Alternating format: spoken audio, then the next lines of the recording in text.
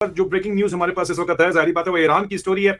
और इस वक्त आप मीडिया के ऊपर अगर नहीं देख रहे तो मैं आपको बताता चलूं कि अमेरिका और ईरान के सफारती ताल्लुकात बिल्कुल काट दिए गए हैं एक तरफ, और ये खबरें ब्रेकिंग न्यूज के ऊपर चली रही हैं। लेकिन जो ऑन ग्राउंड इस वक्त लाइव सिचुएशन है उसके मुताबिक सेकंड सेकंड के अंदर सूरत हाल बदल रही है। उसके फौरन बाद जो हमारे पास इंफॉर्मेशन है उसमें जो खित्ते का किरदार है, जो इस वक्त बातचीत चल रही है, मैं आपको ब्रीफ सिर्फ और सिर्फ ब्रेकिंग न्यूज बताना चाहता हूं, जिसमें कहा यह जा रहा है कि तकरीबन 2000 के करीब ईरान के अंदर जो मुजाहिरीन है उनको अराउंड 2000 अभी तक कंफर्म अल जजीरा की रिपोर्ट के मुताबिक जो है उनको मार दिया गया, हलाक कर दिया गया है। और कई हजार, मतलब कहा जा रहा है कि तादाद एग्जैक्ट नहीं बताई जा रही, लेकिन 10,000 से ऊपर लोग कम से कम सिर्फ तेहरान के अंदर उनको गिरफ्तार किया गया है। और अल जजीरा ही रिपोर्ट कर रहा है, जो कि प्रो ईरान ही समझा जाता है, कि जनाब एक तरफ तो ईरानी यूनिवर्सिटी के प्रोफेसर कह रहे हैं कि तमाम तर मुजाहिरे हम कंट्रोल कर चुके हैं, लेकिन free access to information Iran में फिर भी नहीं है।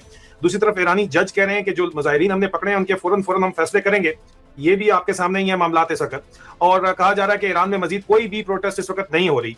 जाहिर बात है जोर जबरदस्ती जब इतने लोगों को हजारों की तादाद के अंदर मार दिया जाए, स्टेट डायरेक्ट गोली चलाए, तो फिर गोलियों के सामने नहते लोग कब तक खड़े रह सकते हैं। लेकिन सदर ट्रंप ने इसके ऊपर एक अपनी पॉलिसी स्टांस जो है बड़े वाजे कर दिया था। उन्होंने क्या कहा था, एक दफा आपको याद दहानी कराने के लिए उनकी पॉलिसी जो है वो मैं आपको सुना दूं और फिर मैं आगे चलता हूं। जो हमारे पास न्यूज है उनके वो क्या है, वो क्या कहती हैं। Big trouble. It looks to me that the people are taking over certain cities that nobody thought were really possible just a few weeks ago. We're watching the situation very carefully. I've made the statement very strongly that if they start killing people like they have in the past, we will get involved. We'll be hitting them very hard where it hurts. And that doesn't mean boots on the ground, but it means hitting them very, very hard where it hurts. So we don't want that to happen. There have been cases like this where President Obama totally backed down. But this is something pretty incredible that's happening in Iran. It's an amazing thing to watch. They've done a bad job. They've treated their people very badly, and now they're being paid back. So let's see what happens. We're watching it.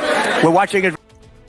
Breaking news ये है कि थोड़ी देर पहले ही जो European officials हैं उन्होंने ये बताया है कि अमेरिका का मिलिट्री इंटरवेंशन ईरान के अंदर मोस्ट लाइकली है अगले 24 घंटे के अंदर, क्योंकि अभी भी एहतजाज जारी हैं। कोई ऑफिशियल यूएस कंफर्मेशन इसकी नहीं आई, लेकिन पर्सनल एवैक्यूएशन जो है वो बेसिस से शुरू हो चुकी हैं यूरोप की भी, और न सिर्फ यूरोप की बल्कि इंटरेस्टिंग सिचुएशन ये है कि पाकिस्तान ने ये पर्सनल एवैक्यूएशन आज 14 तारीख है, 11 तारीख को ही शुरू कर दी थी। एम्बेसडर मुदस्सर साहब का जो बयान है पाकिस्तानी एम्बेसडर का वो आपके सामने मौजूद है। लेकिन अब हाल ही में जो है ये इंडिया ने भी अपनी एडवाइजरी आज निकाली है, और इंडिया के जो एडवाइजरी है वो मैं आपको ये बात याद दहानी कराता चलूं कि जिस वक्त इराक के अंदर इनके इंडियन नेशनल्स को जिस वक्त रैंसम के लिए या उनको अगवा करके अगवा बराए तावान के लिए रख लिया गया था, उस वक्त भी इंडियंस ने इराक वॉर के दरमियान भी एवैक्यूएशन नहीं ऑर्डर की थी। लेकिन अब इंडिया ने भी अपनी एवैक्यूएशन जो है तेहरान एम्बेसी की कर दी है। उनको कहा गया है कि यहाँ से निकालो। और ये एडवाइजरी जो है, स्टोरी जो है, ये मोसाद इजराइल की तरफ से जो उनकी इंटेलिजेंस एजेंसी है उन्होंने भी इसके ऊपर स्टोरी करके उन्हें बताया कि जनाब आप